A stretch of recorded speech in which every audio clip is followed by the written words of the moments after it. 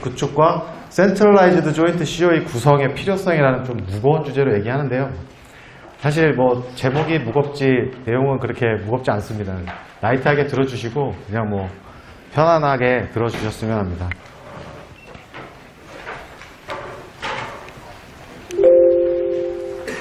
제가 말씀드릴 순서는 이제 저희 회사를 간략하게 좀 소개를 드리고요.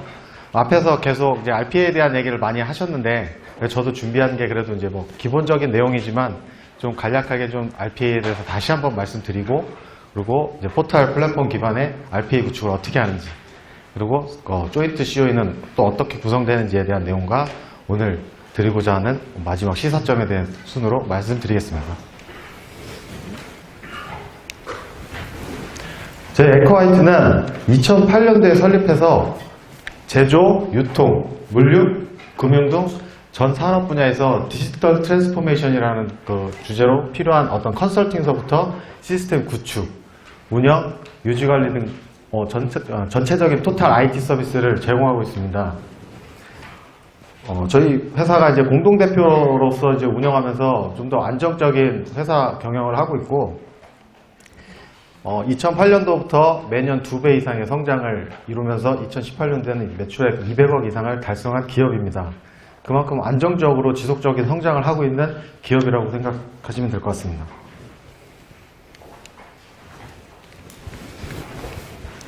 사업 분야를 말씀드리면 저희는 RPA만을 주력으로 하는 회사는 아닙니다.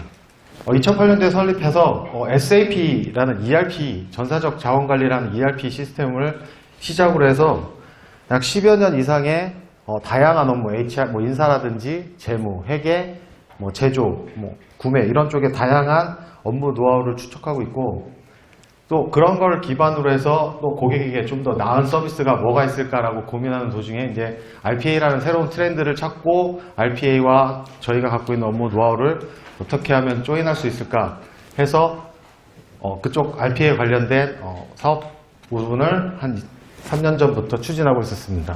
그리고 마찬가지로 저희도 SI가 좀 있기 때문에 IT 서비스, SI라든지 SM, 아웃소싱 등의 IT 서비스를 하고 있습니다. 이 자리에 서면 항상 이게 떨리고 백지가 되네요.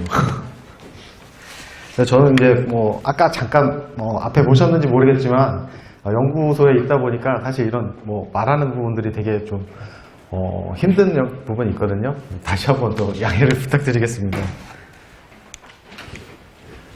오늘은 어쨌든 RPA에 대한 내용으로 이제 계속 세미나를 진행하고 있어서 저희가 RPA에 대한 역량을 얼만큼 갖고 있는지에 대한 설명을 좀 드리면, 앞서 말씀드린 것처럼 SAP ERP를 기반으로 해서 다양한 업무, 기업이 갖고 있는 여러 가지 업무들에 대한 업무 노하우를 가지고 있어서 그런 경험과 노하우를 기반으로 고객에게 어떤 표준화적인 부분과 완성도 높은 결과물을 드리기 위한 노력을 하고 있습니다. 그래서 RPA를 추진함에 있어서 과제 발굴이라는 부분으로 과제 발굴에 대한 컨설팅, 그 다음에 디스커버리 워크숍이라든지 거버넌스 워크숍을 할 수 있는 그런 기반을 드리고 있고요. 그 다음에 RPA 한 2, 3년 정도 하면서 실제 구축하는 데 있어서 다양한 유경험자 위주의 개발팀을 구성할 수 있습니다. 그리고 저희가 앞으로 이제 RPA 뒷단에서 말씀을 드릴 건데, 그러니까 운영이라는 관점에서 굉장히 중요한 요소 중에 하나가 포탈인데, 저희는 옵티머스 원이라는 포탈 플랫폼을 제공하고 있습니다. 그리고 RPA는 단순히 한번 딱 구축하고 끝나는 것이 아니고 지속적으로 가야 되기 때문에, 그리고 고객도 이 RPA를 도입하는 입장에서 보면 내재화라는 얘기를 많이 하세요. 실질적으로 안에 이제 기업 직원들이 이런 RPA에 대한 어떤 노하우를 계속 습득해서 지속적으로 가져가기 위해서 그런 부분들을 위한 밀착형, 실습 위주의 밀착형 교육 지원을 할 수 있는 역량을 갖추고 있습니다. 짧다면 짧은 시간 동안 저희가 수행했던 주요 RPA 실적을 말씀드리면, 작년에 이제 카이의 100개 단일 프로젝트, 뒷단에서 이제 좀 카이에 대한 상세 설명을 드릴 건데, 카이의 100개 과제 단일 프로젝트를 기간 내에 완성을 했고요. 그 다음에 서울반도체, 뭐 삼성 디스플레이, 현대 엘리베이터와 같은 제조 분야하고, 휴넷, 아이스크림 에듀 같은 교육 분야, 그 다음에 이치한불, 신세계 쇼핑 같은 유통 서비스 분야의 다양한 산업 분야와 여러 기업들에게 약 한 300여 개 이상 과제를 구축 수행했습니다. 제가 저희 회사를 왜 이렇게 조금 길게라도 설명을 드리냐면, RPA는 지금 앞단에서 AA라든지 UiPath라든지 또 국산 RPA 툴들이 여러 가지가 있습니다. 당연히 툴들이 좋고 여러 가지가 있지만 결국에는 그거를 구축하고 수행하는 건 사람이 하는 거거든요. 그리고 구축하는 그 파트너사가 어떤 파트너사를 만나냐에 따라서 결과는 천차만별 달라집니다. 갖고 있는 기능을 얼마큼 많이 활용할 수 있고 또 고객의 노하우를 얼마큼 많이 고객의 업무를 얼마큼 많이 알고 있느냐에 따라서 결과물은 정말 많이 달라질 수 있거든요. 그래서 제가 약간 좀 저희 회사를 좀 길게 설명을 드렸습니다. 자, 그럼 제가 RPA 정말 일반적인 내용이거든요.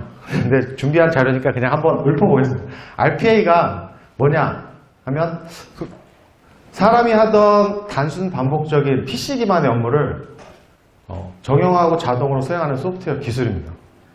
RPA라는 단어들은 다들 알고 계시죠? 개념은 다 알고 계시는 거죠? 네네. 그래서 통상 사무직 업무 중에 보면 한 30에서 50%가 단순하게 정보를 수집한다든지, 그 다음에 단순한 보고서를 작성한다든지, 엑셀을 통해서 어떤 데이터 계산한다든지, 그 다음에 그 데이터 결과를 이메일로 전송하는 이런 업무들이 굉장히 단순했던 업무들이 있었습니다. 근데 RPA가 그런 업무들을 물리적 로봇이 아닌 소프트웨어 로봇이 대신 수행하는 것이라고 생각하시면 될 것 같아요.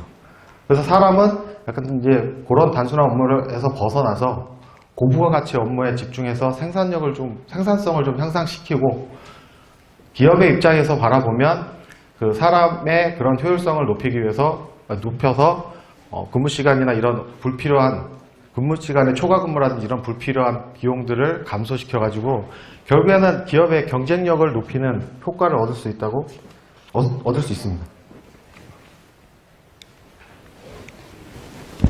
국내의 어떤 트렌드를 좀 보면 RPA가 첫 번째 보면 지금 주 52시간 근무, 그 다음에 생산 인구의 감소, 최저임금 인상 등 이런 것 같은 정부 정책에 따른 사회 경제적인 변화에 대한 대안으로 RPA를 꼽고 있습니다. 그리고 두 번째, 지금 많이들 지금 다 마스크를 쓰고 계시는데 코로나로 인해서 지금 현재 일하는 방식이 많이 변화하고 있죠. 페이스북이나 인스타그램이나 여러 가지 이런 뉴스나 이런 것들 보면 이제는 대면 방식이 아닌 약간 비대면 업무의 형태로 많이 트렌드가 변화되고 있어요. 근데 비대면이 됐다고 해서 업무가 중단될 수는 없잖아요. 그래서 비즈니스 연속성 유지를 위해서는 RPA가 꼭 필요한 기술 중에 하나라고 생각합니다.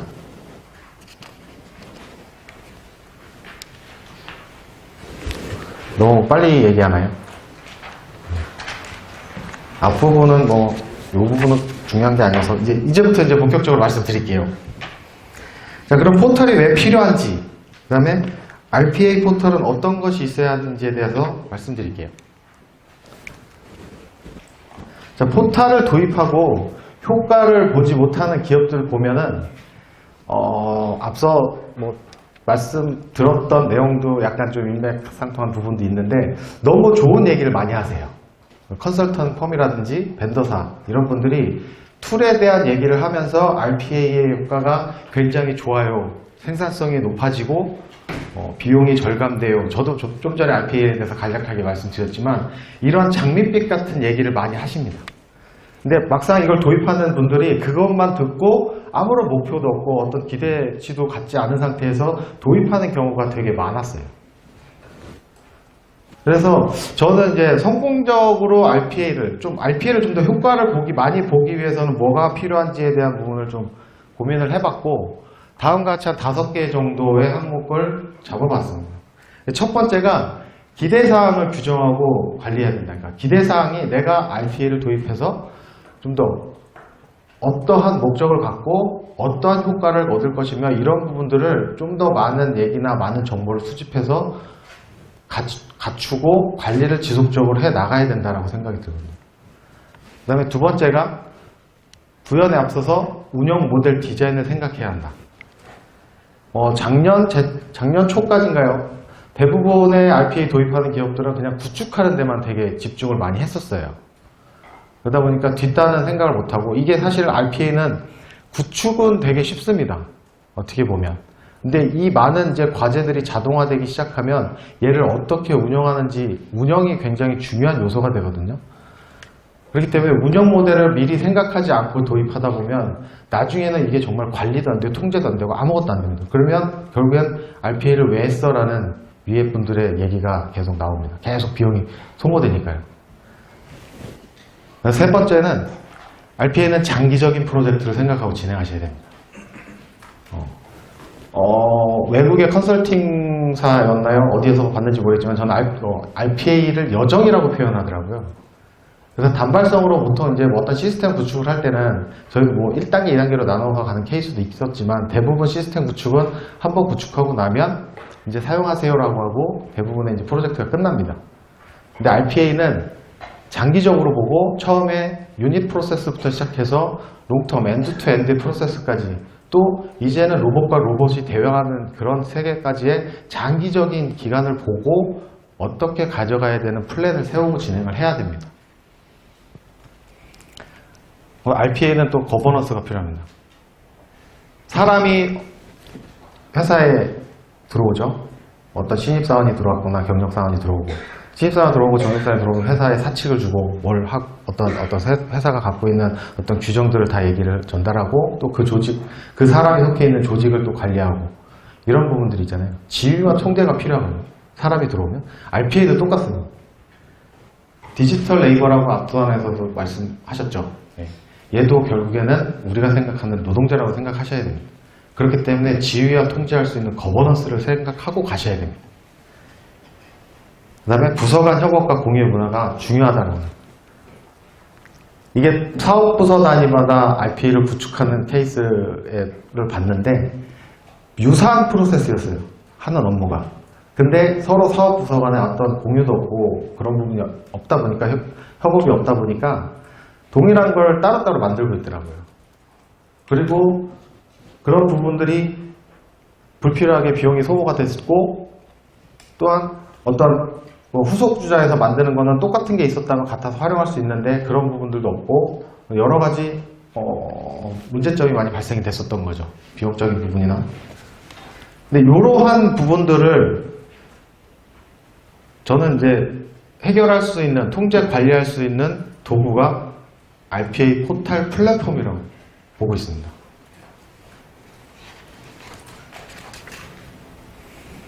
그럼 이제 하나씩 더 볼게요. RPA를 보면 전체적으로 과제 발굴부터 시작해서 폐기까지의 라이프 사이클을 가지고 갑니다. 굉장히 중요한 부분이에요. 그죠? 근데 이 부분이 포탈 플랫폼 기반하에 움직인다면 이 부분을 좀 더 쉽고 편리하게 관리하고 통제할 수 있어야 됩니다.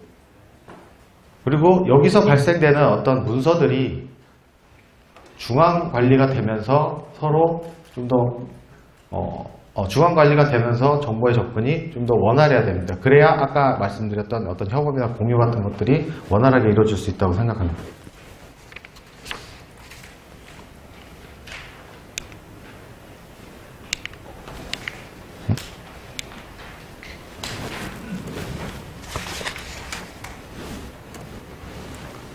안 넘어가네요. 왜 안 되죠? 이거 안 계시나요? 이거 안 넘어가는데?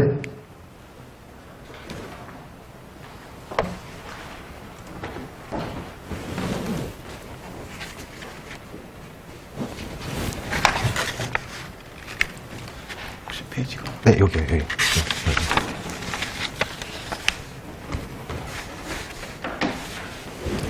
노트북도 긴장했나 봅니다. 제가 지금 다리가 굉장히 떨리거든요. 하나하나에 그러면 단계별로 핵심을 둬야 될 요소들을 한번 살펴보면 과제 발굴 단계에서는 타당성이라든지 기대사항을 명확하게 규정을 해야 됩니다. 그리고 프로세스 설계 단계에서는 설계 문서와 각종 산출물들이 중앙으로 관리가 돼야 되고요.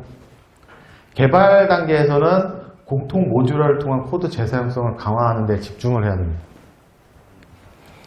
그리고 실행 단계에서는 스케줄링이라든지 그 다음에 장애 발생 시 즉시 대응할 수 있는 전략이 필요합니다. 그리고 모니터링 관리 단계에서는 ROI나 KPI 같은 어떤 통계 지표를 산출해낼 수 있어야 되고요. 폐기 단계에서는 폐기된 어떤 프로세스에 대한 전체적인 라이프 타임과 효과성 등을 뽑아낼 수 있어야 됩니다. 이렇게 말씀드리면 지금 제가 계속 RPA를 얘기하고 있는 것 같아요. 그죠? 근데 이러한 요소들이 포털 플랫폼에 들어가 있어야 된다라고 말씀드리는 거거든요. 지금까지는 이런 것들이 그냥 단순하게 구축할 때 어떠한 뭐 엑셀이나 파워포인트, 워드나 이런 문서를 가지고 파일 공유 폴더 같은 거를 활용해서 그냥 관리를 했어요.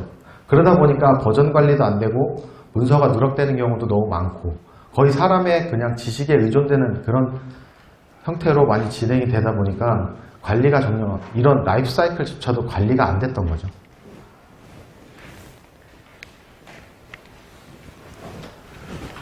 지금 보여드리는 거는 저희가 아까 잠깐 말씀드렸던 저희가 갖고 있는 이제 옵티머스 1이라는 제품을 갖고 있는 기능, 포털 플랫폼 기능의 일부를 발췌한 건데요. 옵티머스 1을 잠깐 왜 옵티머스 1이라고 했는지를 좀 설명드리면 혹시 트랜스포머란 영화 보셨나요? 네. 아, 다들 사진 찍느라 바쁘시네요. 트랜스포머에 보면 그게 그 로봇가 변화하고 자동차로 변화해가지고 이제 하는 그런 영화잖아요. 거기에 보면 리더의 이름이 옵티머스 프라임이었습니다. 옵티머스 프라임이라는 이름을 그대로 쓰기에는 조금 너무 좀 그래서 근데 취지는 뭐였냐면 그 로봇의 리더였습니다. 저희도 RPA도 로봇이라고 표현을 하잖아요. 그래서 저희도 리더 선도주자로서 앞으로 이런 RPA를 잘 이끌고 갈 수 있는 플랫폼이다라는 생각으로 옵티머스 1이라는 이름으로 저희 포털 플랫폼을 만들었습니다. 근데 포털 플랫폼이 기본적으로 갖춰야 할 사항들을 제가 발췌를 한 거거든요. 기본적으로 아까 말씀드렸던 어떤 통계성 지표를 보기 위한 대시보드, 그 다음에 과제 관리를 할 수 있는 부분, 그 다음에 보시라고 표현을 하는데 약간 이제 용어의 차이가 좀 있는 것 같아요.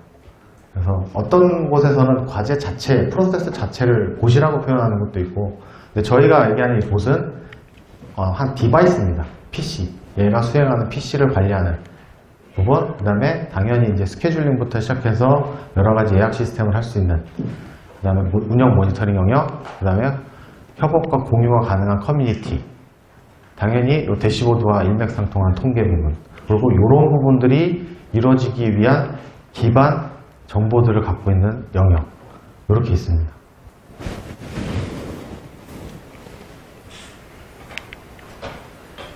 아키텍처를 보시면 우선 이제 포털에서 관리해야 될 데이터들이 있고요. 그 다음에 RPA 벤더 툴에서 생산되는 데이터들이 있습니다. 이 부분이 두 개가 인터페이스로 연동이 돼야 되고요. 또 어떤 기업에 보면 RPA 벤더 툴을 하나만 쓰지 않고 두 개, 세 개를 쓰는 그런 기업도 있습니다. 부서 단위로 도입한 케이스가 이제 그런 경우인데, 부서 단위로 했다가 이거를 이제 중앙 관리를 하기 위해서 하다 보니 이제 벤더가 여러 개가 돼버리는 상황이죠. 그런 부분들도 수용할 수 있는 영역이 있어야 되고요. 그 다음에 경영진이나 회사의 팀장급 이상의 RPA 리더, 그 다음에 실제로 사용하는 현업 사용자, 요거를 운영할 수 있는 IT 부서 운영자라든지 RPA 총괄 관리자라는 RPA 운영자 영역이 각각 역할에 맞는 모습을 제공할 수 있는 아키텍처를 구성이 되어야 합니다.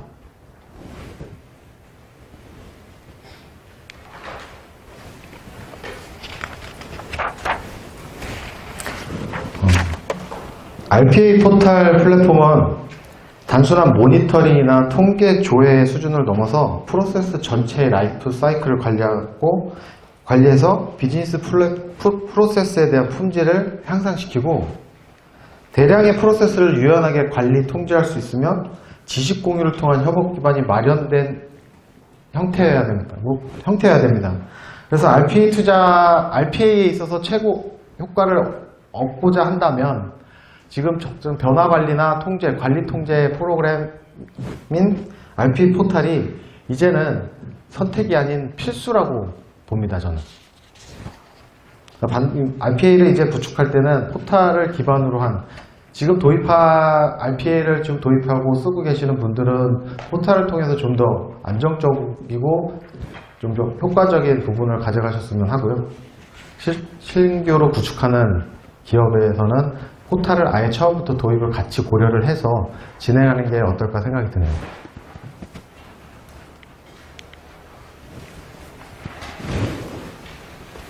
자, 그럼 이제 조인트 COE는 어떤 모습이고 왜 구성돼야 되는지에 대해서 설명드릴게요.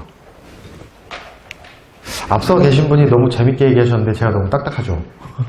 편하게 들어주십사라고 하는데 제가 너무 긴장해서 자꾸 말이 너무 딱딱해지네요. 거기다 또 다 마스크를 쓰고 계셔가지고 이게 사람이 눈만 보고 있으면 굉장히 두렵답니다. 이게 얼굴이 다 보이고 이제 미소도 좀 보이고 그러면 좋은데 그게 아니어서 저도 되게 긴장이 되고요. 웃는 눈빛으로 봐주셨으면 합니다. 자, 일단 COE가 조직이나 어떤 전체적인 거버넌스 관점에서 보는 이제 조직의 영역을 많이 얘기를 하거든요. 운영 모델을 보면 중앙형하고 분리형으로 많이 구분이 됩니다. 이게 각각 장단점이 있는데 하나씩 보면 중앙형 같은 경우는 전사 차원에서 접근하다 보니까 활용성 부분에서는 굉장히 좋다. 어떤 모든 정보가 중앙에서 다 관리가 되기 때문에 의사소통이 용이하고 정확성이 굉장히 좋다라는 부분으로 장점을 갖고 있고, 대신 이 중앙 관리하는 그 조직 하나의 의존성이 굉장히 높아져서 그 조직의 노드도 되게 많아지고, 또 그러다 보면 결국에는 또 어떤 그 요청하는 부서라든지 이런 이해관계들이 되게 많이 필요로 한 영역이 생겨가지고 운영하는 데 있어서는 약간 좀 어려운 부분들도 발생됩니다. 분리형 같은 경우는 부서별로 이제 좀 더 라이트하게 가져가다 보니까 맞춤형, 자기가 원하는 부서에 맞춰서 그냥 운영할 수 있는 모습을 구축할 수가 있고, 그러다 보면 이제 변화 관리 등에 대해서 좀 빠르게 대처할 수 있다라는 부분을 가질 수 있습니다.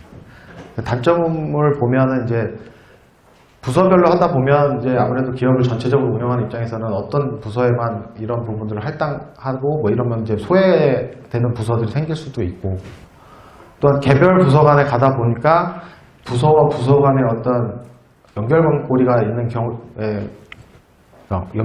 경우는 이제 R&R에 대한 문제가 좀 생깁니다. 그래서 보통은 처음 시작은 이제 분리형으로 시작해서 이제 전사적으로 확산하는 시점에서는 중앙형으로 좀 전환되는 케이스들이 지금 현재 추세라고 볼 수 있습니다.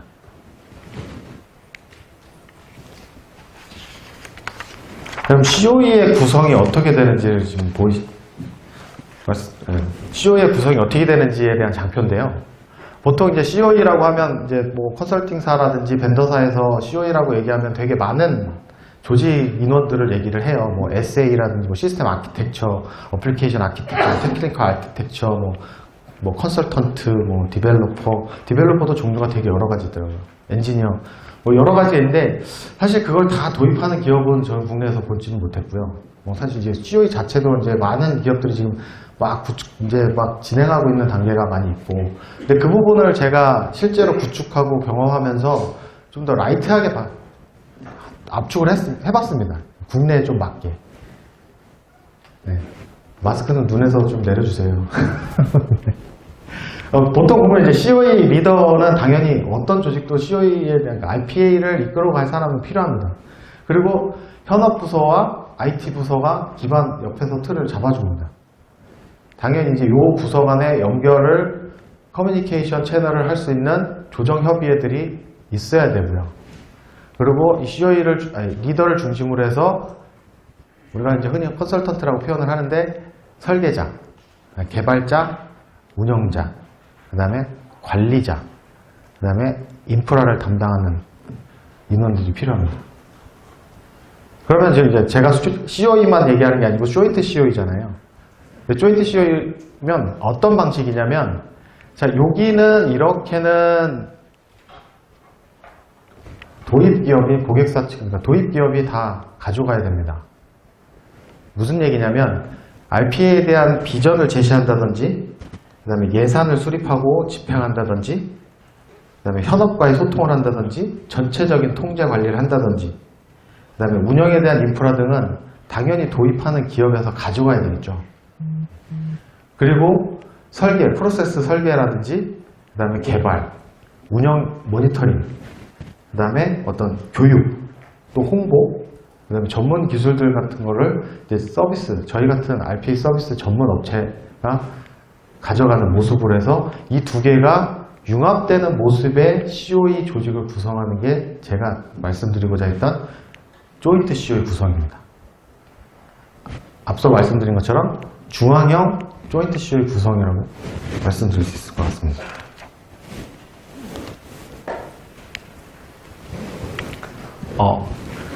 사례를 좀 말씀드리면, 국내 사례는 아닌데, 크래프트 헤이즈가 자신들의 전담 조직 모델은, 전담 조직은 전략기획과 과제 발굴에 대한 부분으로 좀, 아까 말씀드린 어떤 전체적인 비전부터 시작해서 그런 영역을 가져가고, 젠팩하고 아웃소싱을 해가지고, 봇을 개발한다든지, 여기는 이제 일부 설계를 포함하면서 플랫폼 전체를 운영하는 역할을 아웃소싱을 줬습니다.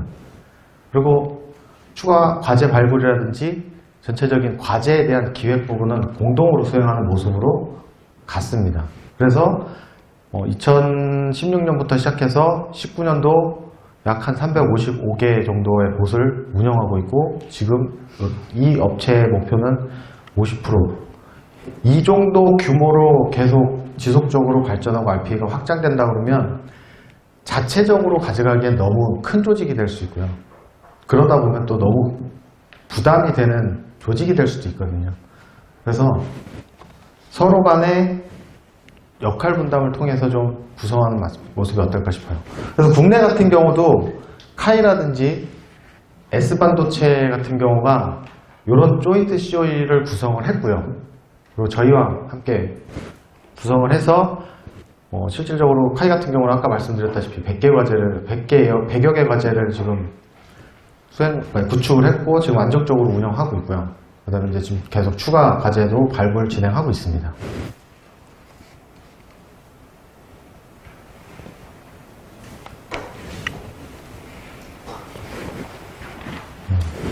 지금 보시면 RPA의 기술의 진화가 이렇게 흘러가고 있습니다.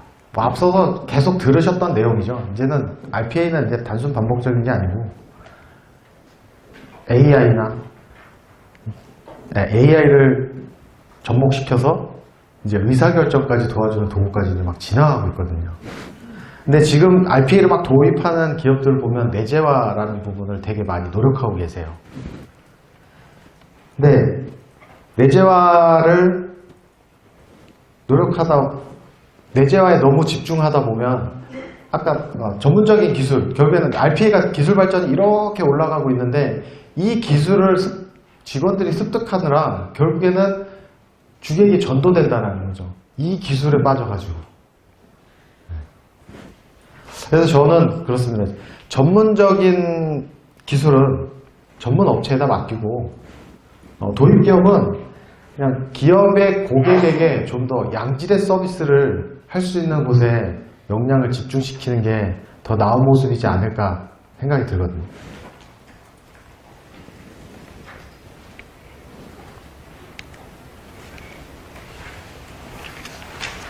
그래서 좀 무겁다면 무겁고 가볍다면 가벼운 주제였는데 오늘 요 얘기를 꼭 드리고 싶은 얘기가 두 가지가 있었거든요. 그래서 그걸 말씀드리겠습니다. 초창기 RPA가 막 이제 활성화가 됐을 때 POC라는 거를 되게 많이 했었어요. 왜냐면 RPA가 뭔지를 모른다, RPA라는 용어가 너무 생소하다라는 이유로 이게 RPA가 뭔지다라는 걸 검증하는 단계를 되게 많이 했었거든요. 근데 POC를 보면 한 1, 2주 정도 해요. 이것도 되게 길다라고 표현하는 데도 되게 많았는데 근데 POC에 한계가 있었습니다. 이걸 하고 나도 다음 단계로 넘어가지 못하고 그냥 RPA 뭐 별거 아니네, 아 뭐 굳이 왜 해? 라는 그러한 피드백을 되게 많이 받았거든요. 그 이유가 뭐였냐면 POC 단계에서는 복잡한 프로세스는 하지 않습니다. 그리고 그냥 복잡한 프로세스였어도 그런 어떤 예외 사항들을 다 제외하고 합니다. 그러다 보니까 POC의 결과가 어떤 것도 비슷한 결과가 나와요. 그냥 잘 되고 있어요. 잘 돌아가요. 앞서 영상들 보셨죠? 그 영상도 POC의 개념처럼 보실 수도 있어요, 사실. 그것만 보고 RPA가 대단한 애라고 느끼실 수 있겠죠. 근데 해야 될 요소들은 굉장히 많이 있습니다. 그런 부분들. 그리고 정확한 ROI가 나오지가 않아요. POC만 가지고는. 당연하겠죠. 내가 필요 없는 예외사항들 다 뺐는데 이거 돌아가는데 원래 사람이 하던 거 1시간 걸렸는데 POC 하고 났더니 뭐 5분이면 끝나요. 이게 실질적으로 나올 수 있는 수치냐? 아닐 수 있거든요. 예외사항들을 다 제거했기 때문에 나올 수 있는 시간인 거거든요.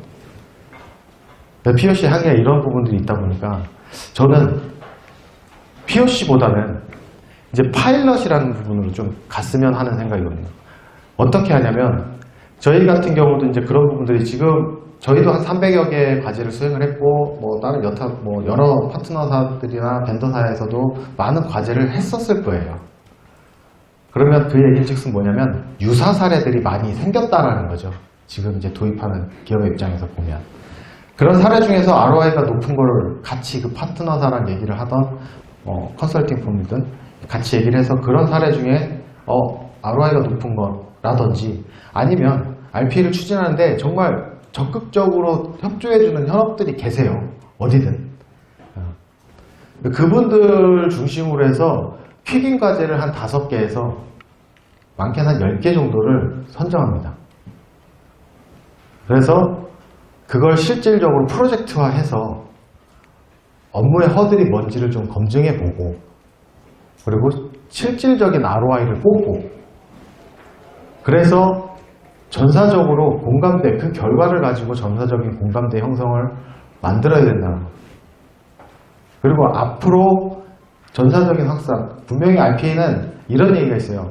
한 번도 안 해본 사람은 있지만 한 번 해본 사람은 없다라고 하거든요. RPA를 내 업무에 적용을 해서 효과를 본 사람은 계속 나와요. 요구가 계속.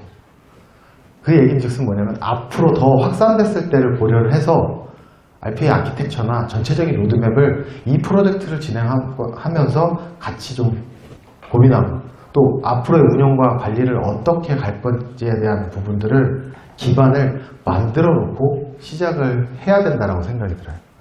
이미 이제 구축하고 운영하고 계신 분들은 약간 여기서 좀 다른 영역으로 들리실 수 있겠지만 처음 도입하는 분들에게 좀 이런 말씀을 드리고 싶습니다.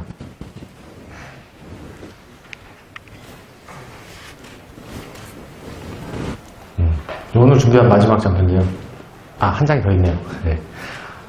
Ultimate RPA 디지털 워크포스. RPA는 이제 단순하게 단순 반복적인 작업을 넘어서서 아까 말씀드린 것처럼 AI가 접목돼서 이제 자체적으로 학습도 하고 판단하는 어떤 기술의 도구로 발전하고 있습니다. 소프트뱅크의 손정희가 RPAI라는 진보된 RPA를 얘기하면서 이런 말을 했습니다.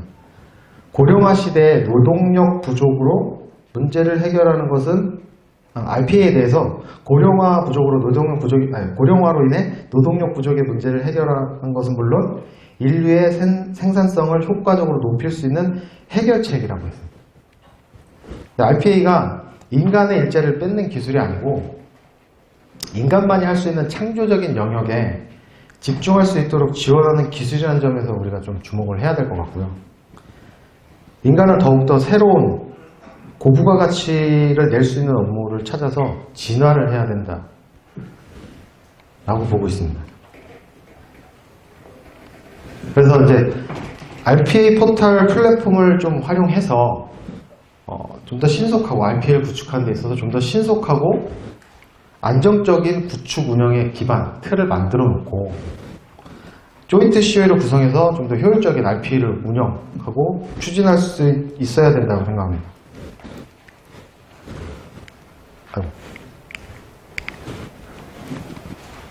이제 곧 RPA라는 디지털 노동자와 인간이 코워킹하는 시대가 도래될 겁니다. 어떻게 좀 로봇과 함께 일할 준비가 되셨습니까? 제가 몇 시까지죠? 10분이요? 시간이 다 됐네요. 이게 마지막 장비였었습니다. 그래서 약간 좀 두서없이 좀 말씀을 드렸는데 지금도 계속 떨리네요. 아무튼 이상으로 좀 제가 준비한 내용은 다 말씀드렸고요. 아직 한 1분 정도 남았는데 혹시 궁금한 사항이 있으신가요? RPA 운영 모델 설계를 말씀해 주셨잖아요. 네. 중앙형과 분리형이라고. 네네. 처음에는 부서간 협업과 공유가 중요하다고 하셨는데 분리형을 언급하신 거는 네. 어떤 의미가 초기에는 라이트하게 갈 때는 이제 분리형으로 간다라는 거는 그냥 사업 조직이에요. 분리형과 중앙형은 말 그대로 작은 조직에서 시작해서 전사적으로 확대해 가라라는 의미고요. 전사적으로 바라봤는데 각 사업 부서별로 어떤 이견으로 인해서 가는 케이스가 분리형의 모델이었어요. 근데 제가 마지막에 말씀드렸던 부분이 지금의 추세는 분리형으로 처음에 이제 라이트하게 아까 파일럿 같이 조직 단위에서만 움직였다가 이제 그 조직과 조직 간의 효과를 보면서 점점 전사적으로 확대하면 중앙형으로 가는 모습으로 간다는 말이었거든요. 네. 그러면 이상으로 발표를 마치겠습니다. 감사합니다.